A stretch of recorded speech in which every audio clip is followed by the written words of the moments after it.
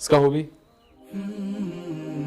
tijaabi heerka aqoontaada diimeed su-aashaan ku weydiinaya waxa ay tahay dareemaysaa Cabdifataax shan su'aal in halkaas ka turjumaysaa assalaamu calaykum waraxmat ullaahi wabarakaatu وبرنامجكي قيمة بدنا إيها تجابي هيرك أقونت هذا ديمين وقايبتي أوفلاين كأهيد وحلقة دي يوجوه الرئيسي ما أنت وحنو لكل منا أما برنامج كان قال قيب قاضنا إياه ني أقونيه هنا ومقع السلي راهضو يعني عبد الفتاح ومتكمل أن يرضى في الفرعون آتك وجود داشا حق خير كي ومناقة ما أنت برنامج يساي أنا قال قيب قاضنا إياه حرشينا يا إنه نقضو برنامج قروح بدن ورنتي آذو حسيسان وصامين بدن يشا أسبوع والبنا وسوق بيننا وضد بانو لكل منا عبد الفتاح بالكورهن درين كاجا برنامج كا كورهن ما أنت واحد مرتكو تها برنامج آذو قيمة بدن رنتي أو تجابي هيرك أقونت هذا الديميد بالكورهن درين كاجا يومك عاقول دمسترن. بسم الله الرحمن الرحيم الحمد لله رب العالمين والصلاة والسلام على أشرف الأنبياء والمرسلين سيدنا محمد وآله وأصحابه أجمعين أما بعد مقعي قرت مركب كود عبد الفتاح عرب نلقم حق السلام يا عبد الرحمن وبرنامج ما أنت يقصو عسومي برنامج كنا برنامج الرياض آدي يقبه ناين إن كستور رقصو وكسو ضاهي هدنا وحن آدو مهد عليني برنامج وما أنتم ينوب اللومي أو ينوب فرمي إن شاء الله وحن رجينا إنه سداو السعون دونه dhalinyaro fara badan oo magaalka jooga insha Allah ina soo qabanayo wallahi barnaamijkan aad iyo aad ay dhalinyaradu ugu baahnayeen marka waxaan leeyahay aad iyo aad u mahadsantahay insha Allah aad baa mahadsantahay walaal Cabdi Fataax barnaamijka hadaan idin faahfaahiyo qofka waxa la weydiinayaa shan su'aalood oo diini ah shantaas su'aalood waa ikhtar al-jawaab as-sahih ama multiple choices weeye jawaabta saxda ayaa ka dooranaysa qofkii shanta su'aalood ba ka jawaaba abaalmarin aad insha Allah ta'ala oo aad qofkaas ugu bogo ku farxo ayaa uu helaya hadii alla idmo barnaamijka waxba ku dheerayn maayo qaabku u dhacayna wad arkaysaan waa multiple choice su'aal ba qofka la weydiinaya afartan mid kamid ka dooro ayaa leeyahay su'aasha koowaad ee aan weydiinayo Cabdi Fataax waxay tahay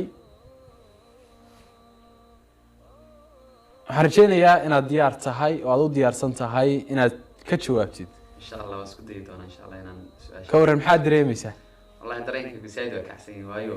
su'aalo baan i diyaarsan oo meesha saaran hadduu Ilaahay ga garsiyo insha Allah waan garanay hadda aan garamaran dawaa idan Allah ma sha Allah Allah ku fududeey hada barnaamijka gudo gallo oo aan ku socono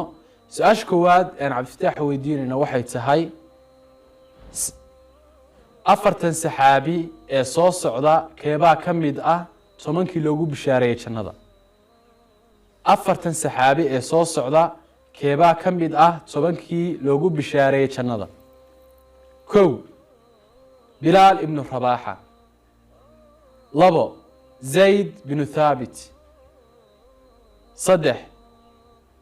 Abdullah bin Rawaha afar Zubayr ibn al-Awwam هذا مركل كوجو عليو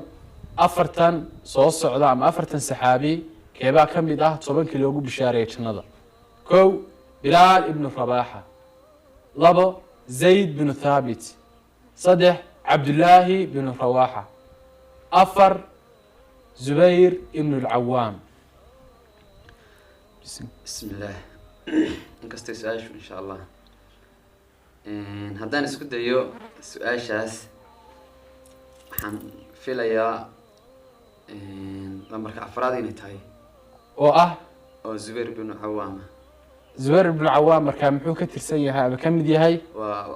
saxaabadii lagu bishaareeyay jannada iska hubi aan ku adkaystay aad baa mahadsan tahay jawaab su'aasha la weydiiyay Cabdi Fataax waa u saxay aad buu mahadsan yahay afar kala u haray insha Allah waxaan rajaynaynaa wadada guusha inuu sidaa ugu socdo waayahay diyaar u ahaw waxaan guda galaynaa su'aasha labaad insha Allah afartan nabi ee soo socda keeba ahaa midkii Uxud ku laqay afartan nabi ee soo socda keeba ahaa kii Uxud ku laqay nabi Ibrahim nabi Muuse nebi ciise iyo nebi yunis mar kale aan kugu celinayaa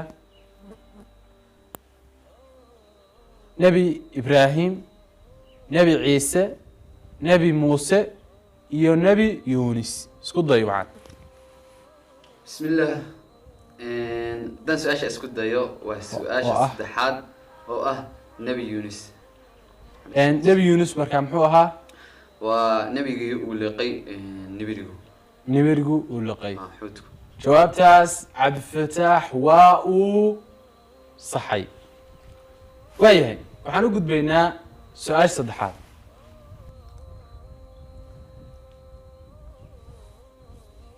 afartan saxaabi ee soo socda keeba ahaa amiirkii ugu horreeyey dowladda umowiyiinta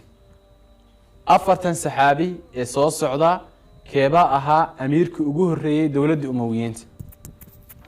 kow cali binu abi aalib labo abubakr sidiiq saddex cabdimalik ibnu marwan afar mucaawiya ibnu abi sufyaan haddaan mar kale kugu celiyey afartan saxaabi ee soo socda keebaa ugu ahaa amiirkii ugu horreeyey dowladda umowiyiinta kow cali binu abi aalib labo abubakr sidiiq saddex cabdimalik ibnu marwan afar mucaawiya ibnu abi sufyaan haddaan isku dayo su-aasha la weydiiyo waa su-aashii waxaa sheegtaa amiirkii umowiyiinta ugu horreeyey waa soma haddaan isku dayo su-aashaas waxaa weeyaan waa mucaawiya abu sufyaan ibnu abi sufyaan aada baa umahadsan tahay cumar su-aashii cabdifataax su-aashii la weydiiyey oo ahayd amiirkii ugu horreeyey dowladda umowiyiinta waa uu saxay oo wuxuu yidhi waa mucaawiya ibnu abi sufyaan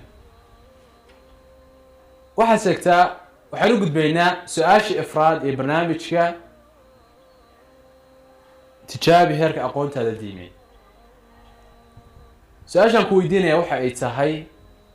waxa aad sheegtaa awal safiirin fi lislaam safiirkii ugu horreeyey islaamka waxa aad sheegtaa safiirkii ugu horreeyey islaamka kow abubakr sidiiq labo abu cubayda ibnu abiljaraax saddex cumar bin khitaab afar muscab bin cumayr waxaa sheegtaa awal safiirin fi lislaam ama safiirkii ugu horreeyey islaamka afarta saxaabi keebuu ahaa abubakr sidiiq abu cubayda ibn jaraax cumar bin khitaab iyo muscab ibn cumayr su-aasha haddaan isku dayo waa su-aashii afaraad oo ah muscab bin cumayr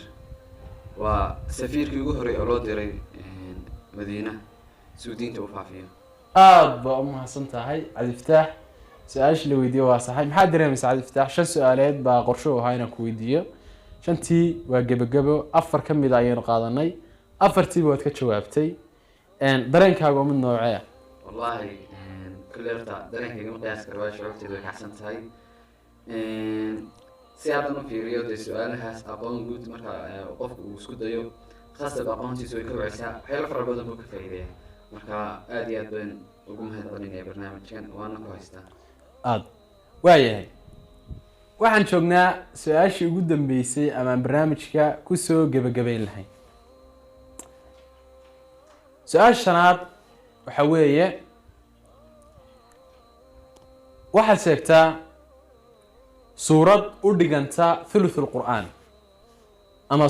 suurad uu nebigu inoogu tilmaamay inuu udhiganto qur-aanka 3 meelood oo meel suuraddaasi ma alkaafiruun baa ma suuratu lbaqara baa ma suuratu lfaatixa baa mise waa suuratu likhlaas waxaad sheegtaa suurad qur-aanka ku jirta uu nebigu inoo tilmaamay inuu udhiganto 3 meelood oo meel qur-aanka ma suuratu lkaafiruun baa ma suuratu lbaqara ma suuratu lfaatixa mise waa suuratu likhlaas iga soo wareegtay haddaan isku dayo su-aashaas waa su-aasha afraad oo ah ikhlaas waxay u dhigantaa thuluthul qur'aan marka waa su-aashaas filaya aad baa u mahadsan tahay su-aashii shanaad oo ahayd suuratul magaranaysaa waxaa sheegtaa suurada u dhiganta 3 meelood oo meelood qur-aanka